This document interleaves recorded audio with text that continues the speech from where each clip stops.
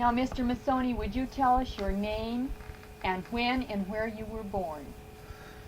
My name is Lawrence Mossoni. Sometimes I use the J in the middle, sometimes I don't. L.J. Mossoni. L.J. Mossoni. That's what everybody calls me around town here. Right. See? And I was born in northern Italy. What was the name of the town? Well, Brescia is as close as I could come to any kind of a town that's big enough to mention. Others, they're just small little towns, you know. And when did you come to the United States? We came here in 1902. Excuse me, first, when were you born? In 1889. What That month? makes me September 21st. 1889. 1889. That makes me 85 plus about 6 now. Yes. The first time I left home, me and my mother left northern Italy to go to Germany. A lot of people don't know that. They think we come from Italy, but we didn't. We went to Germany first. I was the only son then at that time. See? And then my dad migrated to this country, of course. And when I was 4 years old, then me and my mother left Italy to join Dad in this country. And he was up around Uray, Delta, up around that part. He was a quartz miner. When we got to Denver, we expected to go to Uray, up there. Instead of that, he had already quit, and he was in Denver, and he was down in a hotel down there with a bunch of friends. And one boy from town here got acquainted real good by playing cards and one thing and another. So he didn't even know that we had arrived. I remember well when we hit the Union Station in Denver. Instead of just one, there was 5 of us then, see? There was one 6 years after me. The next one was 5 years after. The next one was 3 years after me. And then my brother, the last one, and he was just a year old. So I practically carried him all the way over here, and he's got to pay me back. He does every chance he gets. Oh, good. Now then, so this fellow that owned the hotel, he used to meet all the trains for business reasons, to find out if they had accommodations and one thing and another. So when he saw this brood coming, he thought, my goodness. So my mother was one that wasn't too bashful either, and they start a conversation. So she told him all about it, where she was going next morning at 7 o'clock. We were supposed to leave again. We had to stay there all night, see? In the train station? In that station. Waiting for another train to go up to Uray next morning at 7 o'clock. So then he kind of guessed who he was by the conversation he had heard Dad talking one thing and another. So he went back and he told Dad, he says, I think your family's already here.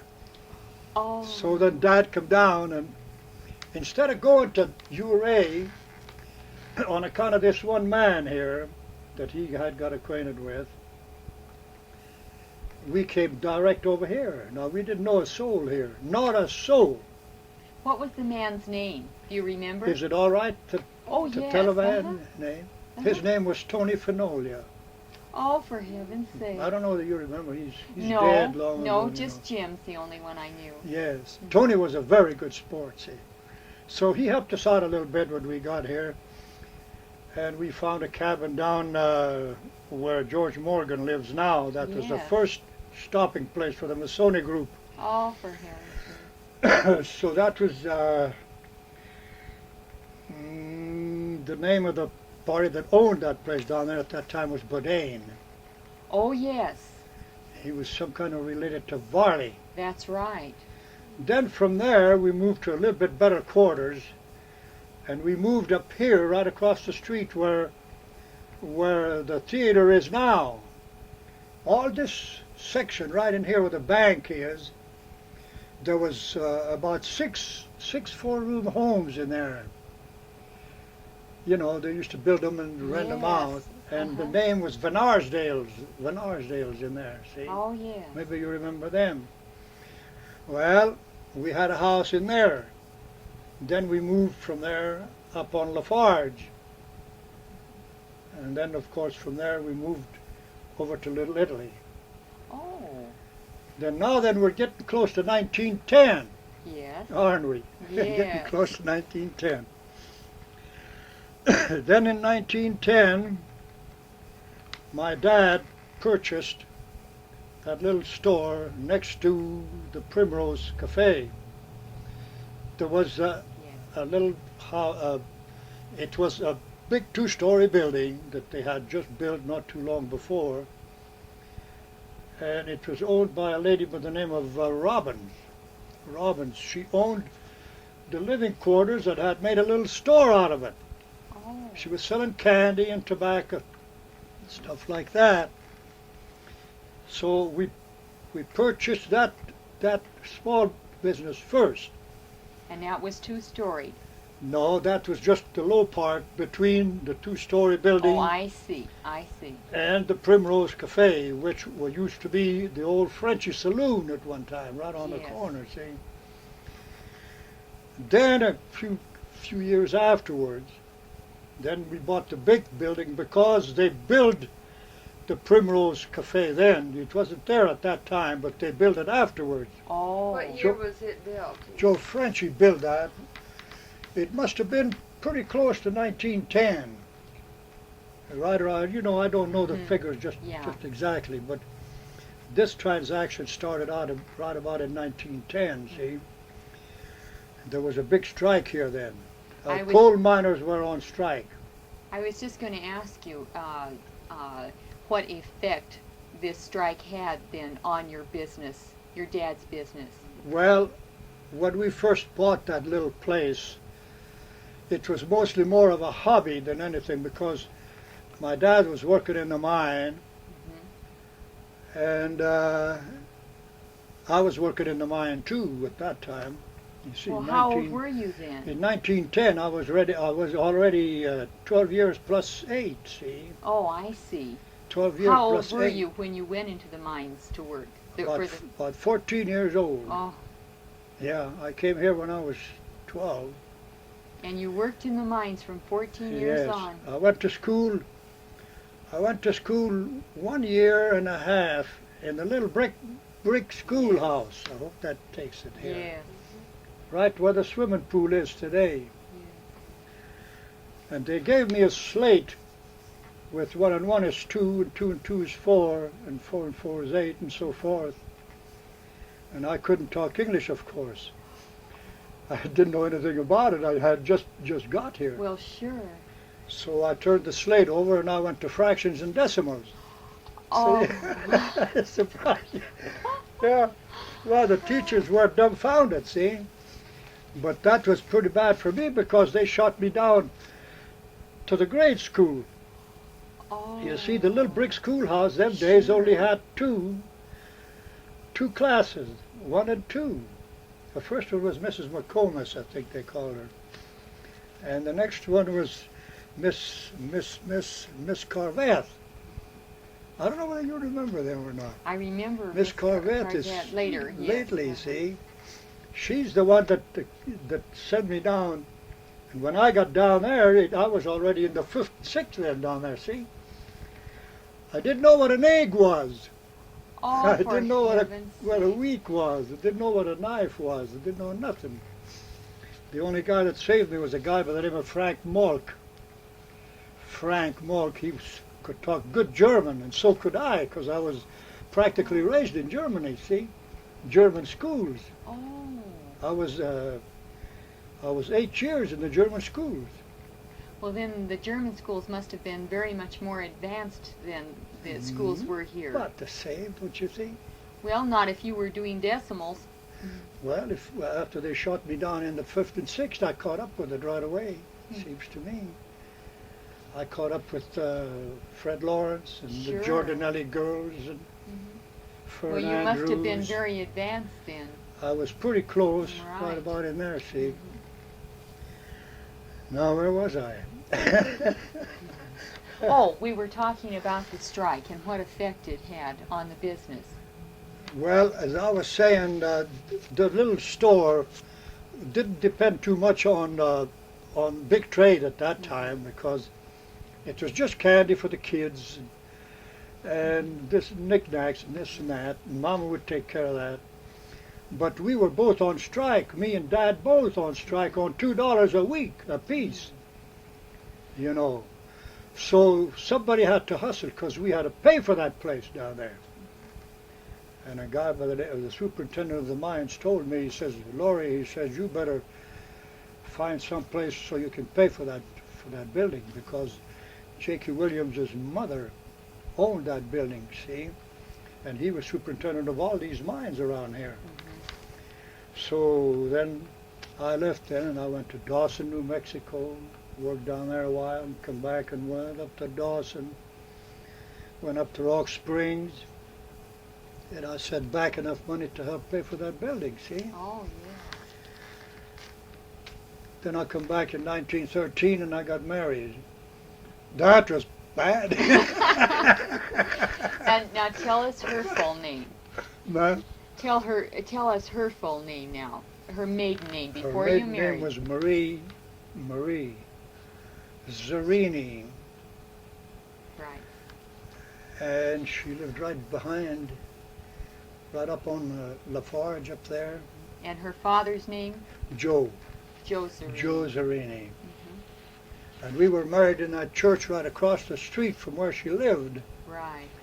She always did say, Mossoni, you never did take me very far from home. No, and you never did. I never did really. The only place, well, she did come up to Rock Springs for a couple of years or so, and then we came back again. And then after that, we went to California a couple of times. Well, Did the store then do well after that?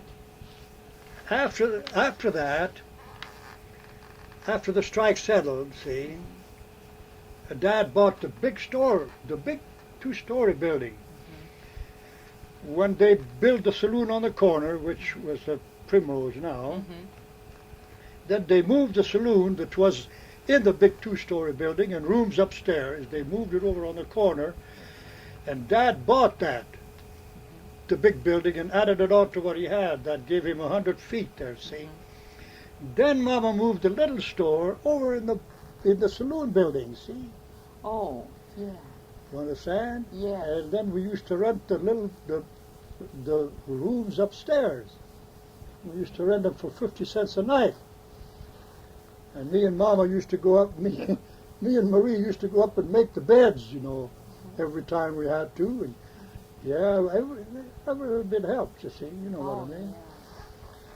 Well, Mr. Mossoni, what effect, in your opinion, did the strike have on the town? well, that strike gave us a bad jolt because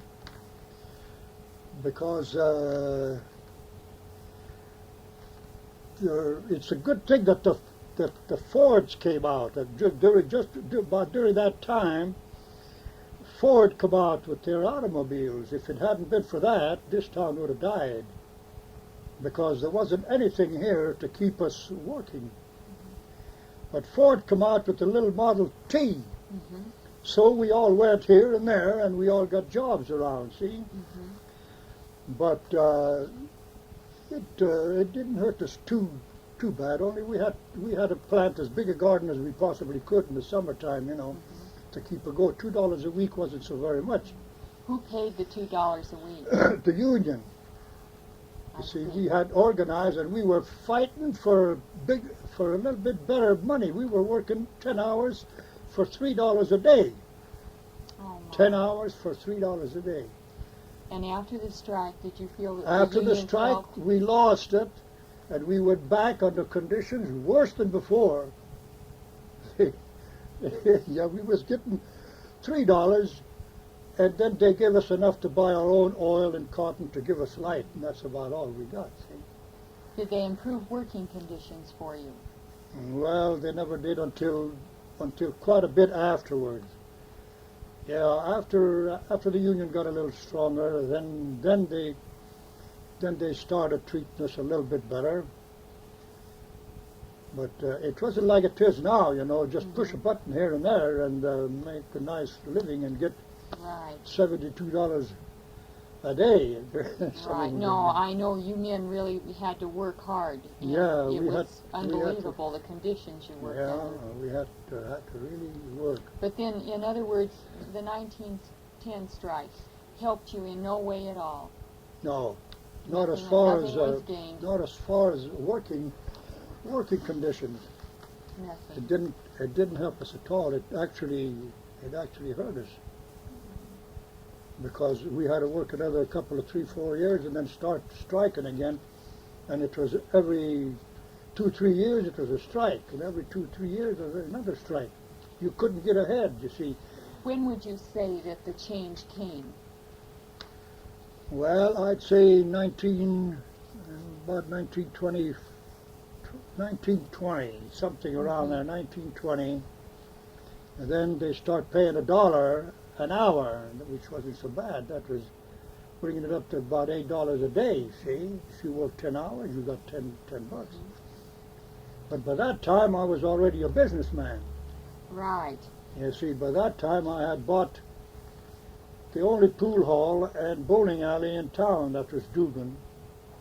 And Where the Twin Light Tavern is now. Where the Twin Light Tavern is now. Right. I used to set pins in there for $5 per man per 10 frames, I think it was.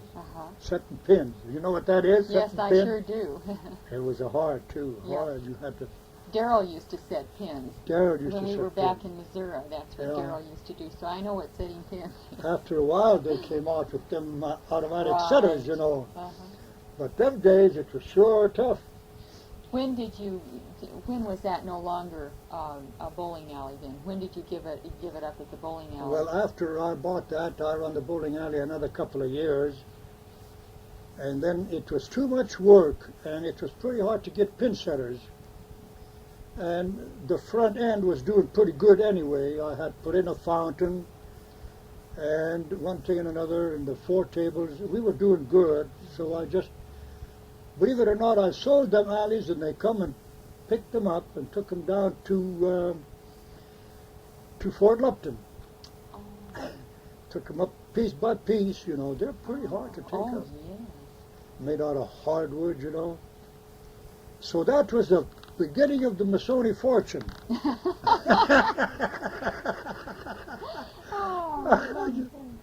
Well, and then you bought the highway.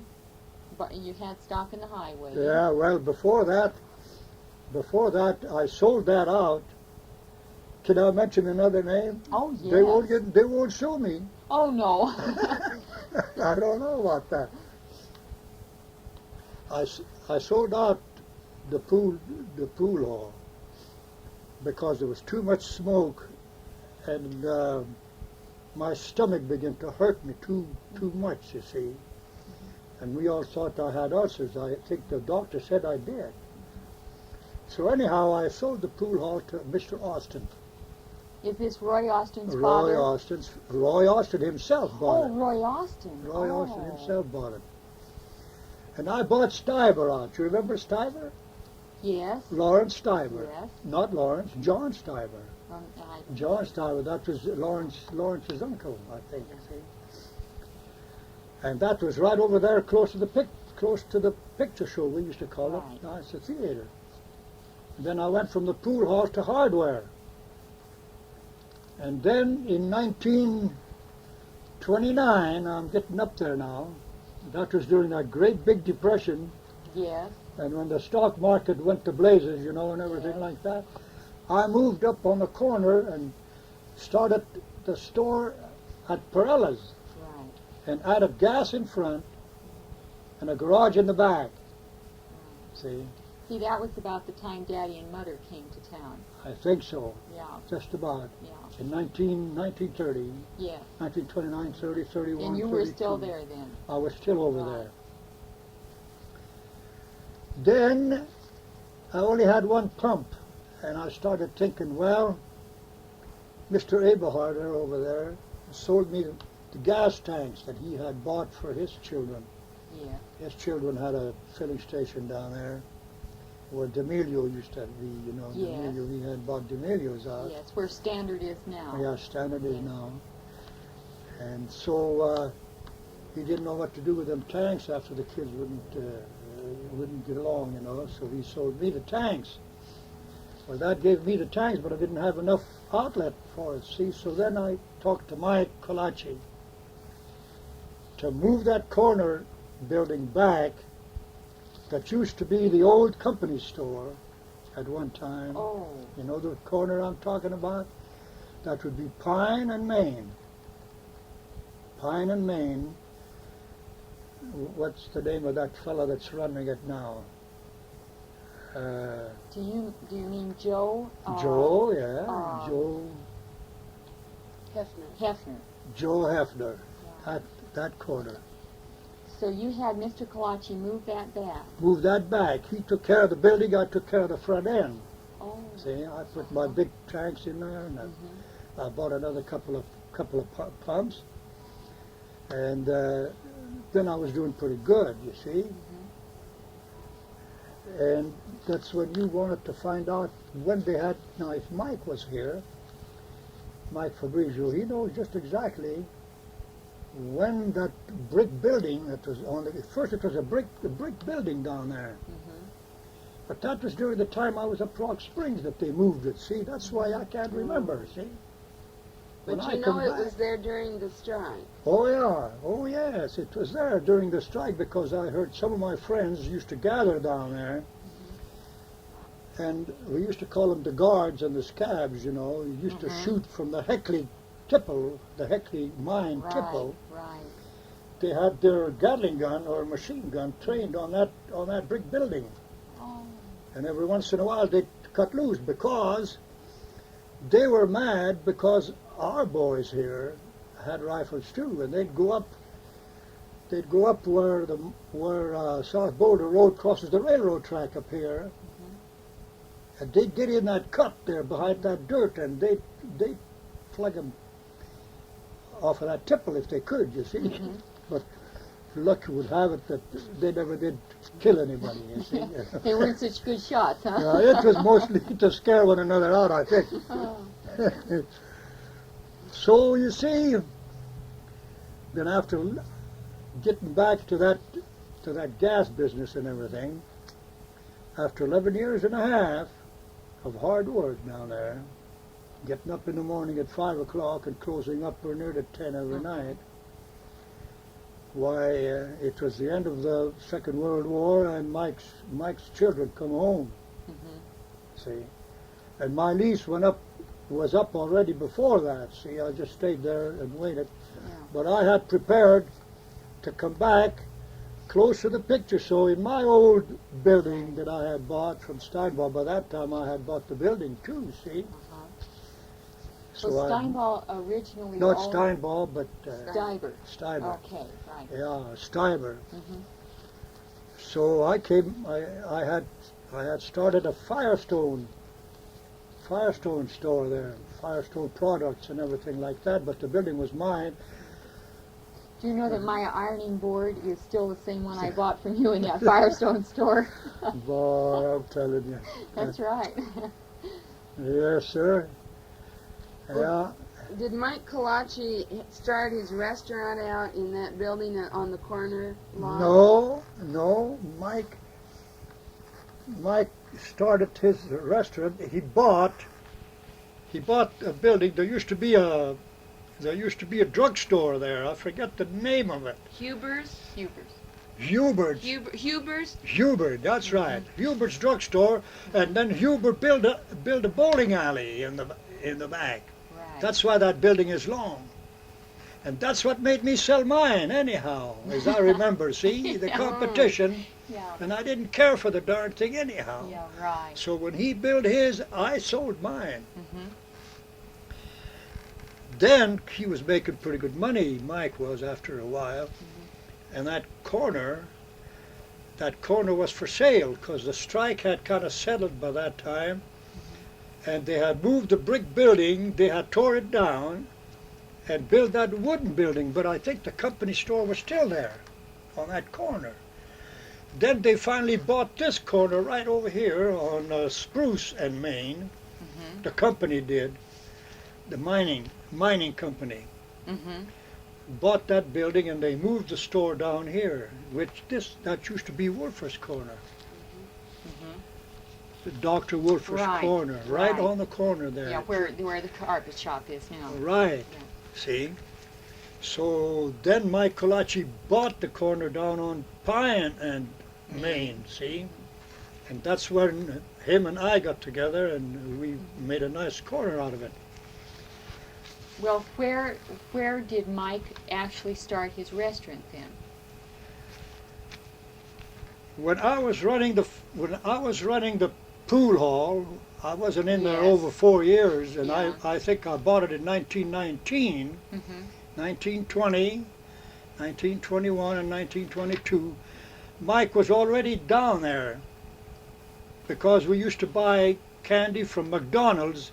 I used to buy it wholesale in big quantities Mm-hmm. and split it with him, see? And so he was already down on that corner. He was then. already down on that corner when I was in the pool hall, and that was during the 1920s. Mm-hmm. You see. Okay. Now, ask a question, honey. Keep me going, let's see. 1913, I got married, and then about the same year, the strike wasn't settled yet. So I came back because one mine had settled up. That was Peltier's mine, that old Centennial. It had settled up, you know. And I come back on the strength of that, and I got married on the strength of that. And then I was doggone it, something happened, and they just couldn't keep going, see? Oh. So that I had to leave again. And I went back up to Rock Springs, and I didn't come back until 1916. You see, there was just 1 year there, I think. 16 or 17, see? Mm-hmm. Well, when did Fred Nesbitt buy that mine then? His dad at Peltier opened that mine, see? Oh, I see. That's when they reopened it, but I was up at Rock Springs. There was I somebody see. else there that had tried, just like they done with the highway. Mm-hmm. Somebody had sunk that shaft over there, the old Centennial, and they couldn't make it pay. I forget the name of that small company. See? And then Peltier and Nesbitt stepped in and saved the day and paid off the miners that they owed, see? And then did Peltier leave, and then Mr. Nesbitt just took over, or how did Fred? Peltier had a saloon here in town too at that time. He had the corner down there that I own now, you know, right across from the Standard, right on the corner going yes, that way. yes, Used to be a saloon there. I see. That was Peltier. Uh-huh. So Peltier, and this house used to belong to Peltier, this house. Oh. Yes. He had sold it to Pat Powers, and my mother bought it from Pat Powers and then sold it to me. See this? I see. Yeah. When Peltier finally landed down in Lafayette, Peltier did, and Nesbitt took over, see, the old Centennial. Then finally they sunk the new Centennial too, see. Well, then Fred must have been the one that sunk the new one. The new one, yes. Okay. That's right. The old man, I don't think he was either dead or he wasn't in that one at all. I It was see. Fred and Morgan, I think. Morgan? No, I don't think so. No, Morgan's sunk the mine out by the cemetery. Oh yeah, that's right. Yeah, no, they were in that's it right. together. Yeah, that's right. So that brings us where? Well, I just was wondering, along about 1915, the bank closed, and I wondered if you'd ever heard anything, knew anything about that. That's the the corner, down on the corner down there. Mm. Yeah. That was my second investment in this town. Now you don't want to tell everybody, you know. Go ahead. I'll just kidding you. You see, when I had competition on the corner down there, the bowling alley, Right. that they built the bowling alley, then on top of that, the bank went busted, and then I think the post office went in there. But before the post office went in, Scotty Longmore, that owned the bank, wanted to get rid of the building. See, and I thought to myself, I better hang on to that building down there if I can, to keep the traffic coming this way. You see, Right. because if I would let that building go, maybe there wouldn't be the. Anyhow, I bought the building. Did it look the same as it looks now? Same thing, only they raised it up out of the muck. I see. Right. Yeah. You know, How long did you own that building, Mr. I Mossoni? bought it awful cheap, and I sold it awful cheap too. Well, now I wait. bought it. It must have been around 1922. I still was in the pool hall, you know. I was still running the pool hall before I sold it. Well, didn't Alvar buy that store? Yeah, but long after I had I sold see. it. See, I sold it to Affolter. Oh, I see. I sold it to Affolter because Affolter had his office back there Yes. behind Right. the bank. Right. They made a post office out of it after a while, you know. Yeah. And Now, did you own it when it was a post office? yes, yeah, they see. used to pay $25 a month. Yeah. Post office. And I think Affolter used to give me 20 or 25 for where he was. Well, anyhow, then Well, now, just a minute. In 1915, when the bank had their problems, Yeah. were there a lot of people in town that were affected and lost money in it? I couldn't tell you just exactly what it was, but I could tell you a story about my sister Margaret, Let's hear it. the nurse in California. Yes. My mother gave some money to my daughter, to my sister Margaret, to take up to the bank. So she goes up and she tries to go in, and Scotty Longmore was inside. So Scotty Longmore opened the door and left her in, took her money, and that was it. See? Oh. I hope it wasn't a lot.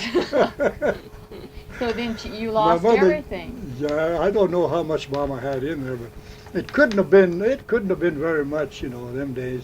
Well, do you think But- a lot of people in town lost money there? I don't know. I don't think I lost anything there myself, because How long did it take then for a bank to come to Louisville? How long were you without a bank then? let's see, they never did open up another bank down there. They just made a post office out of it down there. But the next bank was up here. Right. That was Austin was the teller, and Hoyt, Hoyt, Mr. Hoyt. Mr. Hoyt, and Marie Callahan. Marie Callahan. Mhm. Yeah, that was during the 1935s already. See, Yes. and I remember when they were robbed. You remember what? I remember when they were robbed. I'll bet I you don't. don't, see? No, I don't. Yeah. I know when they robbed me a couple of times. Honest to God, you know, I had one of them safes. They're supposed to be a pretty good safe, but they were mostly for to keep the records safe. That's what they were, but big safe too. Well, I was down on the corner when they hit me the first time, you see, and they peeled it. They got about $350 out of me that time. You know how they peel a safe? No. Well, somehow or other they start from the top with a chisel and a hammer, and they peel the front end till they get down to the handle, and then they do something to the handle too, you see. Oh. They can turn the handle. They call that peeling it. When they get down to the handle, they just turn the handle. And the second time they done it over here. right on Main Street. No, where the devil were the cops? Tell us about the policemen, the ones that you remember in town. Who were policemen that you remember? Them days, the first one I remember during my childhood days was a fellow by the name of Jake Pack. I think it was P-A-C-K. I remember him well because he used to chase me home at 8 o'clock. All of us kids used to have so much fun up there on Lafarge. All of us fellas would gather, you know, in the ditch up there. That's where I met my wife, too. And here would come the old Jake. He'd give that bell down there a couple of taps, you know, at 8 o'clock. Then he'd run like hell. He knew where we was all the time, you know. Well, then you had a curfew. Sure we did. But you know that poor man used to take, at first he didn't have any nightman either. He'd take care of collecting the water. He had 13 saloons on his hands, and they were tough them days too, you know. They weren't like now. Oh, they have a few fights now, but them days, you know, most of them carried guns too, you know. They used to have some mean ones. That guy wasn't afraid of anything. Then after that, why, they finally had a nightman by the name of Robinson. And I think called him George Robinson.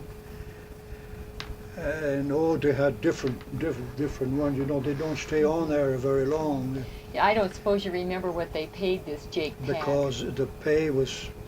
What was the pay, do you remember? I remember the pay was small. I should remember because I was on the council in 1929. I was on the town council. But I don't think it was over $125 a month, mind you.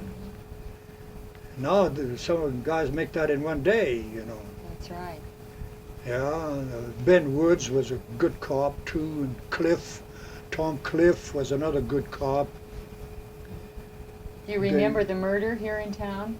Yes, I remember Marie's father. Yes, I remember. I was still in the pool hall, I'm pretty sure, because it happened right at the alley behind that filling station.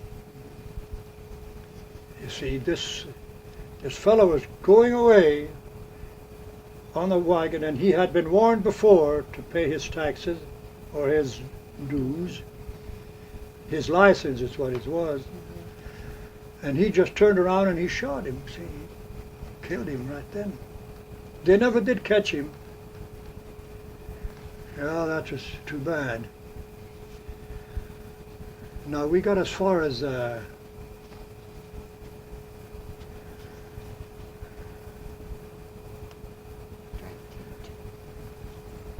used to have it in the window. Henning, they made some kind of a deal to move the post office. And that's when he built the first, they moved the post office down here, him and Jim Fenolia. They moved, you know the corner I mean, right here, they're fixing it up now. So after that, I don't think they had enough room or something, so they built that, see? And they had the post office in there. Right, that was during the 1940s. 1940, you see. And that's when he bought all that place there, and of course, then the picture show come and they bought in there. All them little houses in there disappeared, you see that. Mr. Mossoni, didn't you have a movie house at one time? A what? A picture house, you know, movie show? No, the only, I always craved one, But when I sold my stock in the highway mine, I dumped a lot of money in Denver in a picture house. Oh. And it was in a Jewish section. It was on Colfax. And it would have been fine and dandy. We would have made it all right, except that there was no parking place for it. And then the Jewish pictures run out. Oh. We couldn't get enough Jewish pictures. When we did get a Jewish picture, you couldn't even keep the people out of the place. But you couldn't get you could only get a Jewish picture only once in a while. And the regular run of pictures, we didn't know then, we learned afterwards. they played the Denver route first. I mean, the Orpheum and the Denver and the Right. big places, they play them first. Then, believe it or not, they go around the county. And even Romano here used to play them ahead of us down there. Well, by the time them pictures got to us, they were already played to death, you see. So the only thing to do was to quit or else lose everything I had, see. So Right. I just give it up. I came home. And Well, I thought that perhaps it was here in town that you owned a show. no, I talked to Sandy Biella one time, see if he would sell it. At No. one time, he had 2 shows, right? Well, yeah, that's when he bought Mr. Carper out. There was 2 shows there, and to avoid competition, he bought Carper out, you know. And then he done all right. I think Sandy Biella done pretty good. He raised his 2 boys and he put both of them through college and everything, so that was all right. But there's a lot of things that I could talk about, different movements of the businessman, you know. Some sold and some bought, and one thing, some made it and some didn't, you know. Yes, a few of us done all right. You take pretty near all old timers like me, they're pretty near all gone. But really, from the class that I come from, and from the education that we had, there was just a few of us that really made it to say we had a comfortable living and raised our children right, and maybe got a few dollars left over. That was me and Tony LaSalle. You remember him? Oh, yes. Well, me and Tony, we used to fight like hell every day in school, but we were pretty good friends outside, just the Right. same. I helped And him. Mike Kalachi. Mike Kalachi, he never had any education much neither, see. I quit school when I was in the 6th, you see. I still hardly didn't know what an egg was. I never told you the story about the explanation. The teacher to explain to me what an egg was, I never will forget. Well, I tell could tell you the name of the girl that done it. The teacher says, "Who can explain to Mossoni what an egg was?" So this girl, she was right close to me, right across the aisle. She raised her hand. She got out in the middle of the aisle and squatted down a little bit, you know. She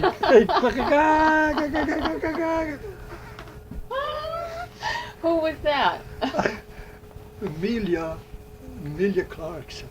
Oh. Is that thing on here? Well, Yeah. did you know what an egg was then? You Did that tell you what an egg was? Right away. Oh, it dawned on me right away. If she'd have made a noise like a rooster, I would have wondered what the hell it was.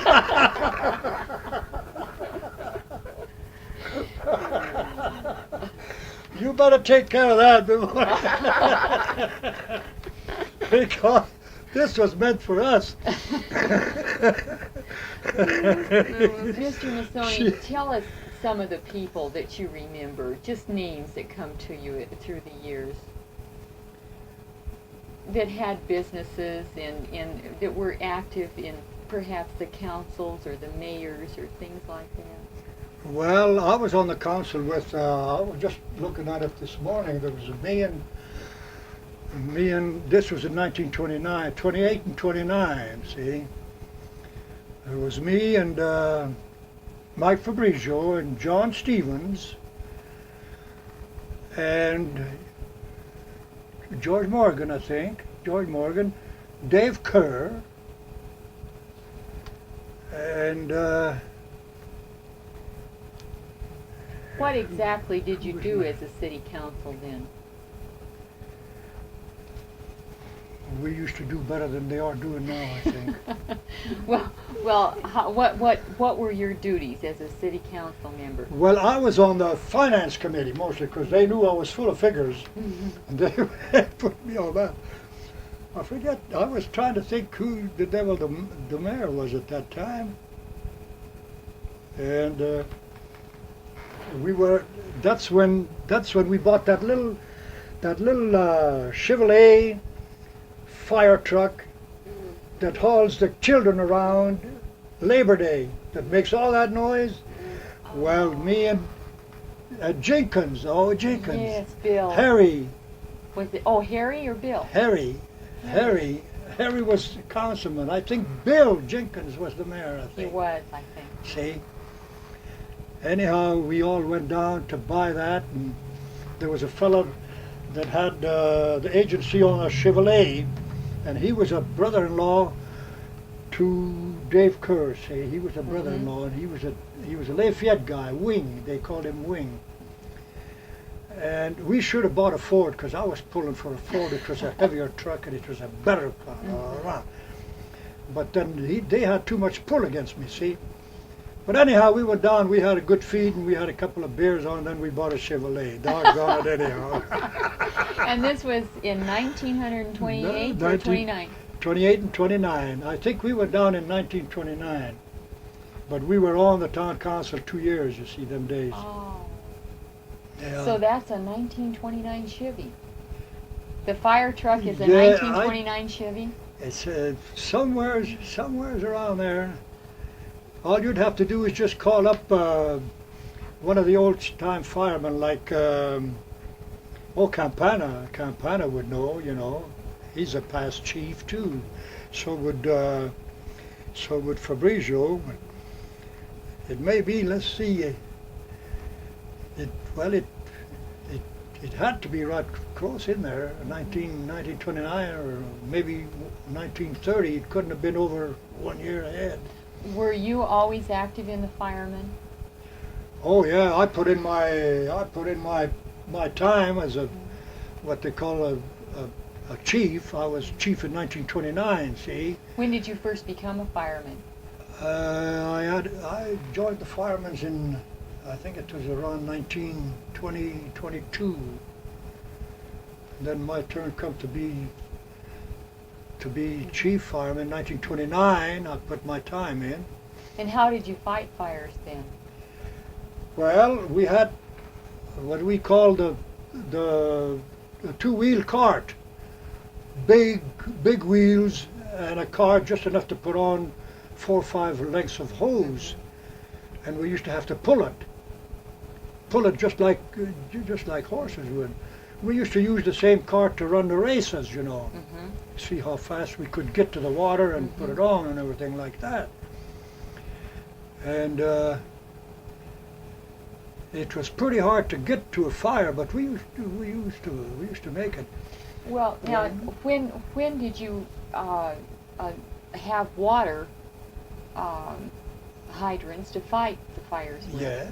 When did you first have water? We always did. So that's the first thing they did when the town was organized. That was before me, you know, because when I come here, the old part of town, what I call the old part, would be from Walnut here, see, from Walnut to Pine, straight on up west to McKinley. Oh. That was already here. Elderly houses, but they were building once in a while. They'd build one, especially when they started building for what's the name of the street next to Walnut? South Street. South Street. A lady by the name of Kate Alera, she built her store right across the street on Lafarge. She crossed the street. She was the first one to cross the street on that big hill addition up there, see? Yes, sir. Yes, I remember the I story. remember that. We used to go up there and play ball as kids, you see. And that's where Jakey Williams finally built, and Lute McCorkle, and all of them big guys, you know. They all built up there. They started building. On Capitol Hill. That's what we call Capitol Hill. Yes, that's what we call Capitol Well, Hill. that's the addition. That's was the name of the addition?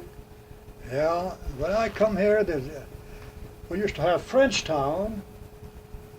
Frenchtown that would take in, go down Main Street until you hit Rex. That was all Frenchtown down there. That's before they built that addition down, what do they call it? Bella Vista. Bella Vista. Before they built that, well, they didn't add too much down there, until they built Bella Vista. And then on this side here, after they got done finishing that big hill, Capitol Hill, why, then if it wasn't, they finally started to do a little, but we used to, Little Italy up there. Before we moved down here and bought that little store, we was up in Little Italy. See, I worked in the Rex. I started working, Lou Wilson gave me my first job. That would be Arlo's dad. Oh. I was 14. Way down the Marshall mine, that's down there where our sewer plant is now. And that mine still today takes care of all the running water underneath this whole section here.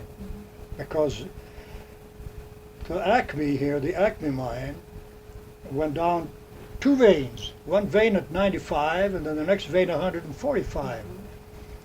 And after they quit taking all the coal out, then the water took place, and I guess it filled in, but the water used to run down there all the time because one mine always did break into another mine. Now there was the old Marshall mine, and then there was the old Louisville mine right by the track down here. As you cross the track on Pine, on the left side, a little ways down in there, that was the old Louisville mine. Used to be an old pile of slag there at one time. Now, would that have been the mine that Welsh started? The very first mine in town? Very likely. Yeah, Very that likely. When was. I come here, there wasn't any tipple there or anything, Yeah, see? that's what that was. Then there was a mine, just as this walnut goes over the track, on the left side, where the Rod and Gun Club is. There was a mine there too, see? Then there was Rex number 1. Marshall mine was Rex number 2 down there. The Rex number 1, then the Heckley. That was way over there where Foster used to live, you remember? And then of course then they started expanding and building out of town. They went out, there was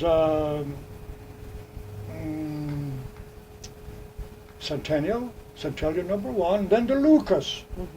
Then the Lucas finally exploded. You remember that? Right. Then they built Centennial number 2.